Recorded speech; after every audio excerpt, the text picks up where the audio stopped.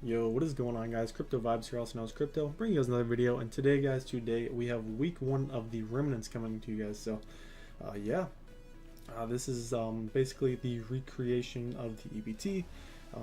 As things just kind of went weird with that, so we just rebranded the name and basically called it the Remnants. So I really like the name; it's pretty cool. And I definitely want to start off the season good and try to move to 1-0 if we can. So we got a pretty tough test ahead of us as we are playing a familiar face for sure. We are playing Mpknife in his New Orleans Sandslash.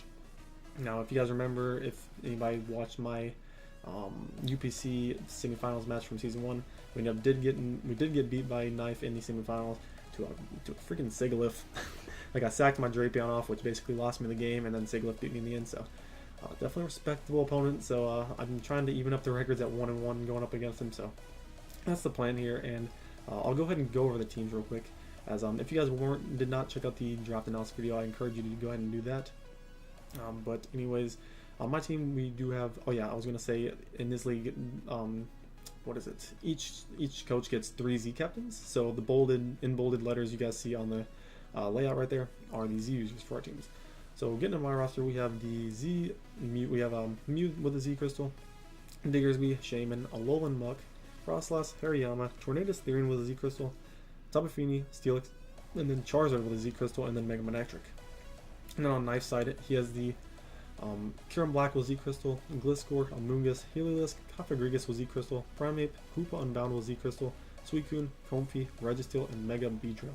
So offensively, his team scares the living crap out of me. Not even gonna lie, he has the combination of Kyurem Black with Hoopa Unbound, and then even the Mega Beedrill to pick him up a ton of momentum, which is really scary for my team. And defensively, he has some pretty good mons, being like Suicune, Gliscor, and Amoonguss, but I think I do have enough tools to work around his defensive mons, as I think if I don't like get overran by his offense, I think I have a good chance to win this game with the team I built. But anyways, getting into a few things I think I can exploit on his team as far as weaknesses.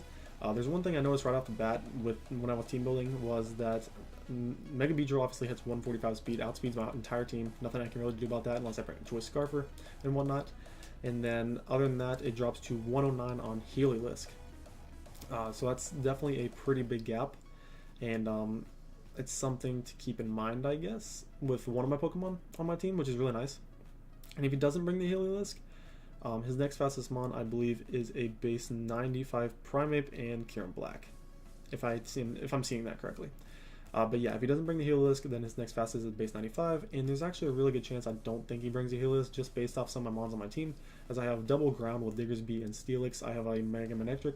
Before Mega Evolving does get Volt Absorb, and then Shaman and Hariyama can pretty much take hits from it pretty decently. So I'm not really expecting Heliolisk, as I feel like it would be a little bit dead weight if he's looking at my team from a whole standpoint. But yeah, basically getting into my team, let's go ahead and get into it. We are bringing Genesis the Mew, our first pick in the draft. And yeah, we're bringing Choice Scarf Mew with Psychic U-Turn, Focus Blast, and Ice Beam. Overall, the coverage isn't like amazingly hard. It doesn't hit his team amazingly hard, but it is really nice to nab a few things and maybe get a few surprise kills, which is nice. If I don't reveal a Choice Scarf too early, that'd be pretty good information to keep hidden, as yeah, that'd be really good. Psychic U-Turn's there because he has the Hoopa U. If he doesn't have Tangaberry or a pretty bulky Hoopa U in general, then U-Turn can knock it out, which is really nice. And if you run some Choice Scarf Hoopa U and he sees me against Mew and he just wants to go straight for the Dark move, then I can outspeed him and just knock him out with U-Turn. Focus Blast is there to hit things like Kyurem Black and Registeel for decent damage on Registeel. Registeel takes I think Registeel only does like 42, which isn't amazing. Kyurem Black, it does about 60 to 72, which is good damage because Kyurem Black is a very annoying mon for my team. If I get it chipped down, I can deal with it a lot better, but at full, it's really difficult to deal with, so that's a mon I definitely need to try to chip down early if I can. And then Ice Beam there for mainly the Gliscor. It's not a bad move to lock myself into at the end if I need to hit Gliscor or Amoonguss and say, yeah, I guess those two. I guess those two mons, but yeah, that's basically the Mew set. Enough speed to outspeed a Choice Scarf, Kyurem Black, or Primeape if he brings it. So that's basically the idea behind that, and it's a potential lead for me, I feel like, in this game. I might lead Mew. It's a potential lead, so yeah. Getting to my next mon, we are bringing Hariyama and Fisticuffs here with Pyapa Berry, Close Combat, Knockoff, Fire Punch, and Whirlwind. And we're bringing a very specially defensive Hariyama, so I wanted to bring AV, but at the same time I really needed Whirlwind. I'll talk about it here in a second, but yeah, overall the coverage moves, close combat, knockoff, and fire punch are the best things I could basically fit on to hit his team, in my opinion. Close combat, general stab, it hits things like Coupon Down really hard, it Oko's Heliolisk, it hits Registeel really hard, it hits Kieran Black really hard. It's really good overall. Fire Punch is pretty good to hit things like a Moongus and Registeel if I don't want to click close combat to drop my defenses. And then on knockoff is really good just to get rid of items. Things like a Moongus could be pretty annoying to pivot in and out. Kafagrigus could be nice to get rid of an item. Potentially Hoopa U if I don't feel like clicking close combat is necessary in that situation. But anyways, with the special defense investment and HP investment with the Pyapa, it makes sure that a psychic from a Hoopa U, like a Choice Scarf Hoopa U, does I believe around 70% to me. That might be specs, but I'm pretty sure that's Scarfed. And yeah, it allows me to hit it back with a close combat and do about 70%. So depending if it was really weakened, I can pick it off that way, or if it's not and I just want to get a ton of damage off on it, then I can do that and then proceed to pick it off later in the game, or not, or if not, just the turn after. So that's the idea there. And then Whirlwind is really nice because this Pokemon, believe it or not, is actually a really good switch into most like Suicune variants, unless he brings like choice specs Suicune with like Hydro Pump. Then other than that, this can pretty much tank most Suicune sets. And if he ever gets a burn with Scald, and that just prongs my guts, so it makes Hariyama's job at 1v1 and things like a Moongus and things like Kafagrigus a lot easier. And then Whirlwind is there because outside of getting burnt by Suicune, I really can't do much to it otherwise. And it'd be like a Calm Mind variant or like a Substitute Protect variant, I'd want to get him out of there immediately. That's the idea behind that. And then 4 speed is to let me outspeed. One of his base 50s is on his team. I believe he has a base 50 Registeel. Yeah, it'd just be nice to outspeed that in case we get into any speed ties and he feels like he has to stay on that turn or whatnot. So that's the idea behind that. And get into my next mon. We are bringing my Tapu Fini Mystique right here. This mon was a little bit up for debate, but once I realized how good it was at chipping down his team and how good of a defogger it was against his team, I wanted to bring it. And we're rocking the Wakan Berry with Nature's Madness, Defog, Moonblast, and Taunt with enough speed to outspeed, I believe, a certain variant of Gliscor, which I can't remember off the top of my head, but it was his Gliscor creeping something on my team, which I did not creep to that specific speed, but I thought he might do it. Just to do it. I don't know. I don't remember if Knife's one of those players that wants to put certain EVs to creep Pokemon, but it's something I want to do just in case. And then overall, this is pretty defensive Tapu Fini, as it switches into some stuff like Gliscor and Registeel very easily, and can defog on them. So that's the plan there. Gives me a really good defogger for the last 2 Pokemon on my team. I'll show you. Defog is going to be very important for. Nature's Madness is really good. Nature's Madness plus Taunt can wear down Registeel 1v1 and beat it, as well as defog on it. Moonblast is there because it hits things like Kieran Black a little bit harder than Nature's Madness, and getting all the damage I can on Kieran Black is really, really essential for this game, and to try to win it. Wakan Berry is there because he does have the potential to run Z Fusion Bolt on Kieran, and that allows me to live it, and I can at least get Nature's Madness or Moonblast off, like I was saying. Overall, it's nice there because he does have a Heliolisk too. If you want to Volt Switch or Thunderbolt me, then I can just click Nature's Madness that turn, bring half off on whatever.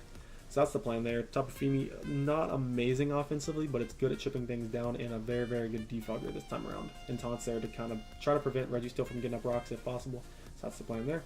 And getting into my next mon, we are bringing Steelix. We got Joey with the Rocky Helmet, Stealth Rocks, Iron Head, Earthquake, and Roar.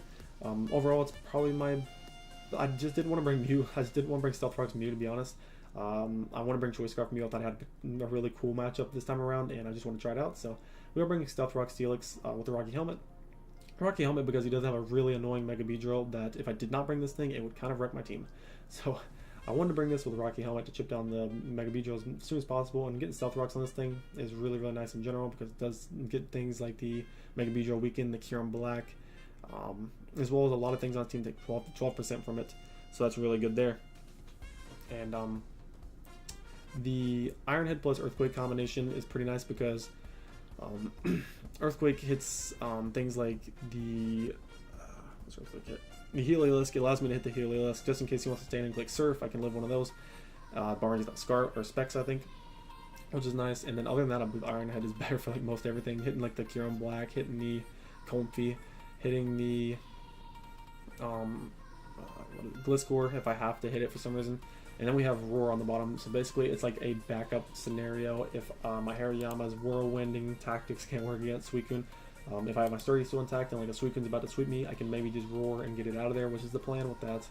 And then the EV spread, we have a good amount of attack. I believe it allows me to Oko certain variants. I don't remember if it's for Heliolisk or not. Heliolisk probably just drops, but Earthquake plus Iron Head was decent coverage for his team, so I decided to go with that. And then we're running 4 in speed to make sure we can outspeed Cofagrigus with no speed. If for some reason he brings Cofagrigus and it is not Trick Room, it's just like a normal Cofagrigus with 0 speed. But yeah, getting into my next mon, this is a really, really good mon from this week, and I like it. I feel like it has one of the best matchups I'll probably get this season, and that's going to be Fujin, my Tornadus Therian. So get into Tornadus this week. Life Orb Tornadus kind of just wrecks. Hurricane plus Focus Blast is really good for his entire team, as Hurricane hits everything outside of the Registeel. And yeah, outside of the Registeel, Hurricane just hits everything extremely hard. Focus Blast is for the Registeel, does about 40 to close to 50% if he's pretty especially defensive. U-turns there if I want to build some momentum, because Hurricane, like I said, it forces a lot of switches because he does have things like Heliolisk that does not want to take it, Mega Beedrill doesn't want to take it. Kieran Black doesn't necessarily want to take it if it's weakened, as well as things like Gliscor doesn't really want to take this thing on. So I mean, Hurricane is just really nice, and U-turn's good because I can get momentum that way. And then Taunt is there once again to kind of stop things like Registeel from getting up rocks, Gliscor from getting up rocks, as well as things setting up, like it doesn't let Suicune set up or like a Cofagrigus set up. So that's kind of nice there. And I feel like Tornadus overall just had a really good matchup because, like I said, with the speed gap I noticed in his team with the Mega Beedrill and the Heliolisk, this model fit in perfectly, outspeeding everything outside of Mega Beedrill and a potential Choice Scarfer or setup option. So that's the idea right there with the Tornadus. And getting into my last Pokemon on the team, we are bringing the heat. I mean that quite literally. We are bringing regular Charizard Spyro right here with a Fire Emblem Z, Fire Blast, Solar Beam, Sunny Day, and Ancient Power, with enough speed after a +1 Z Sunny Day to get to outspeed Choice Scarf Kyurems, Kyurem Blacks, to outspeed Choice Scarf Primeapes, and yeah, it lets me outspeed a lot of stuff, which is really nice. And then Fire Blast plus Solar Beam is really, really good coverage. It's really all I needed. As last move, I throw on Ancient Power, as you can see. So if he ever has something really weak and he's basically sacking it off to a +1 speed Charizard, then I'm going to click Ancient Power if I can, pick it off with that, where the range it's at, to try to get that boost. If I get the boost on top of a +1 speed already, it's pretty much game, I believe. But yeah, this Charizard actually does a ton to his team. His fire switch-ins don't really exist outside of the Suicune. And then of course I do have Solar Beam there, and I can beat that 1v1. I guess I could have ran Roost over Ancient Power to let me beat the Suicune 1v1 overall, but not having Roost on it actually kind of worked for this set, because as you can see, I accidentally put Blaze on. I just kept Blaze here in the team builder to show that I accidentally left Blaze on in the battle, and it's actually going to come kind of clutch for me this game, as Solar Power was obviously the intention there, but did not bring it. But anyways, guys, that's going to be the team, and I'm just going to go ahead and get straight into the battle itself. Alrighty, as you guys can see, he did elect to bring the Hoopa Unbound, Kyurem Black, Suicune, Amoonguss, Mega Beedrill, and Registeel. So, kind of what I expected to see. I did expect a Gliscor over the Registeel in a sense, but I do have things like Frostos on my team, which makes sense if you did want to bring Registeel as like a way more reliable Stealth Rocker against my team, rather than Gliscor, which I can definitely understand. Other than that, I see on the left side of my screen, I am terrified by those 3 mons on the left side, because those are literally the 3 mons that I was most scared of. Hoopa U, Kyurem Black, and Suicune. I knew all 3 of them would come, but standing right next to each other, like, really? Come on now. But anyways, get into the battle itself. I was talking about leading with Scarf Mew in the team builder. And that's something I still had an idea about doing, so that's what I went ahead and did. As long as I didn't lead with Suicune or Registeel, I could at least maybe get a surprise damage off on something, or Oko something. But I would not be surprised if he scouted out for it anyways. But we are going to lead with our Mew here, and unfortunately he does lead with the Suicune. And right here, I don't want to reveal that I am potentially Scarfed yet, so I don't want to U-turn. I'm just going to go hard into my Hariyama, as it's my switch into Suicune, as he's going to pull the double into Registeel. So that play makes me look, kind of nice right there, but that's definitely what not my intention was. But right here, I'm just going to play it safe, click Close Combat. If he wants to get rocks up, I'm going to make him pay the price. But unfortunately for me, he does switch into Amoonguss right away, which is a solid play. Does 22%. I'm just going to pull the switch into Fujin, my Tornadus. And this was a little bit, it's not really a misplay, but it's not really a great play either. At this point in the battle, I really relied on Misty Terrain, so the Amoonguss couldn't be a pain to my team. For like potentially spores, poisons, and stuff. So going straight into Torn right there was kind of a risk, but it was kind of just my best play in a sense, I felt.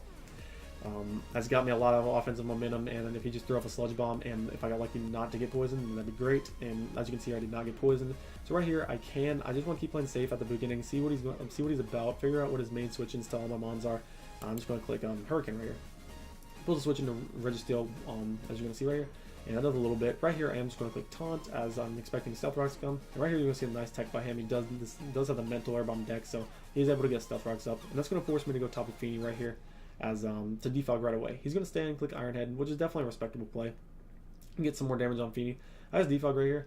And on this turn, with the Amoonguss coming in, Misty Terrain, I can just go into my Mew because I am safe from any status. And I can proceed to just click U-turn right here. Psychic's obviously scaring him out. And U-turn with the Registeel coming in is really, really good because this lets the Charizard get in. And this Charizard is basically about to put in some work. You'll see right here. I'm just going to straight up go for the Z Sunny Day. I expected the Suicune to come in, but like I said, after the +1 speed with the Sun, I can kind of beat this thing 1v1 with Solar Beam, which is great.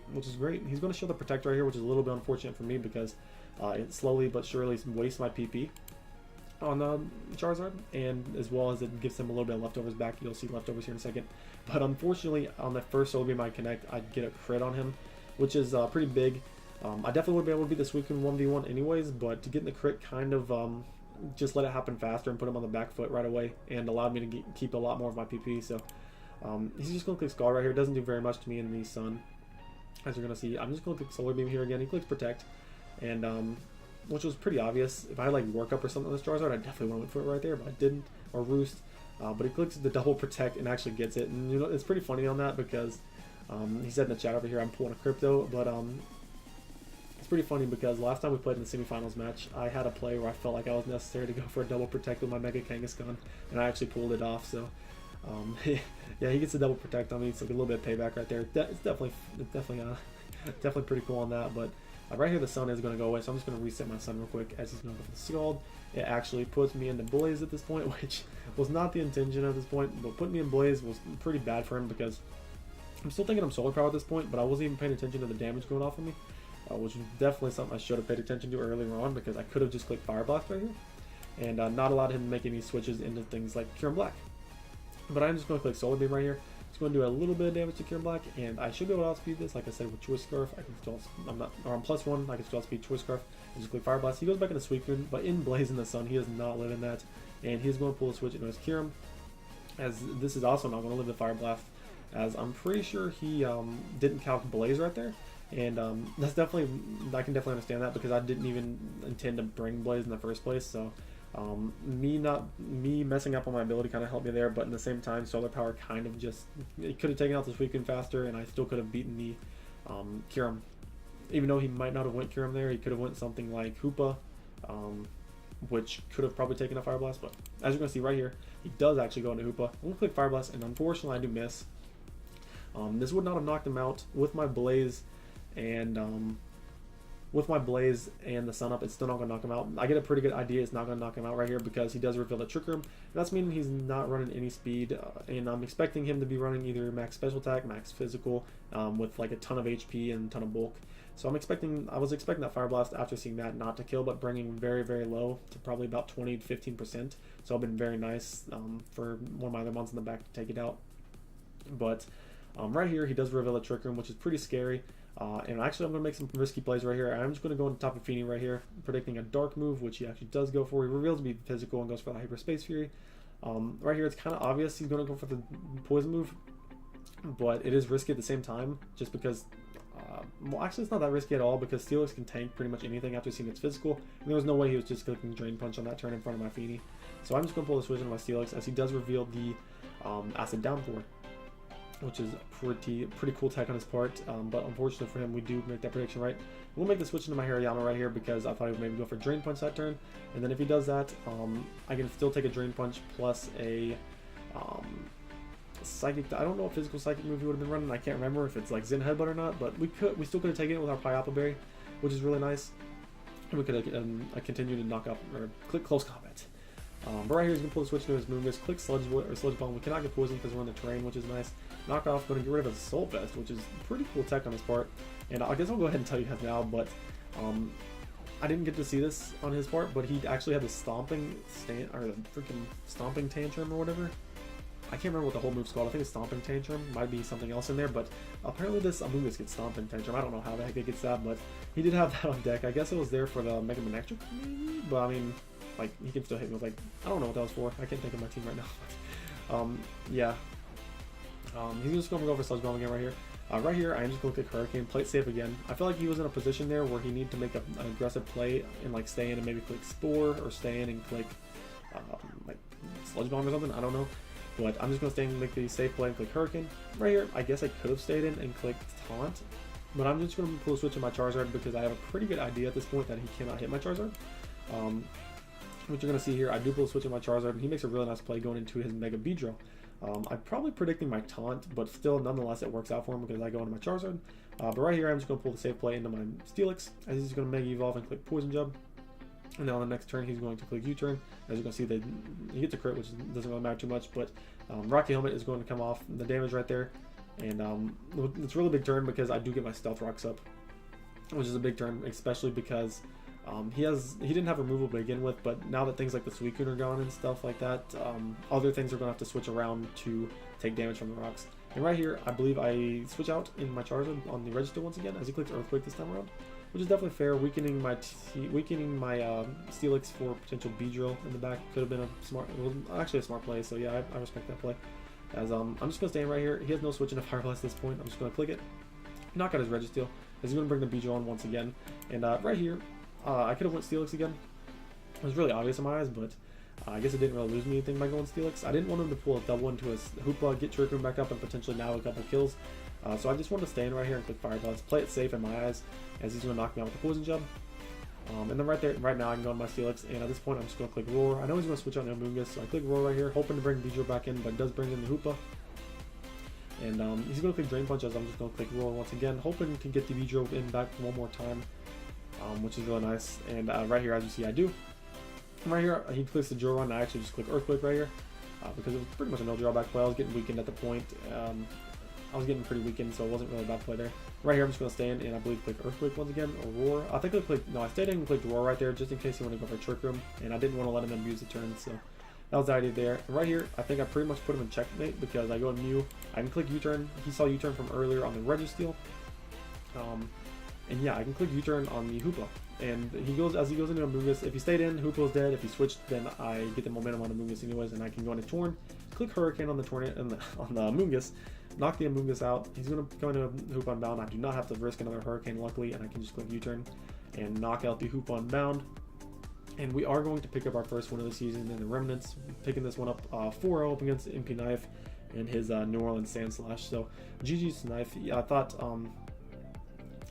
he told me after the game if he brought like Scarfed Heliolisk, it definitely would have ran through my team, and I agree with that at all. I agree with that a ton, but I was kind of banking off the fact that he didn't bring it, looking at my team as a whole, just because I felt like this team had more potential to against his team as a whole.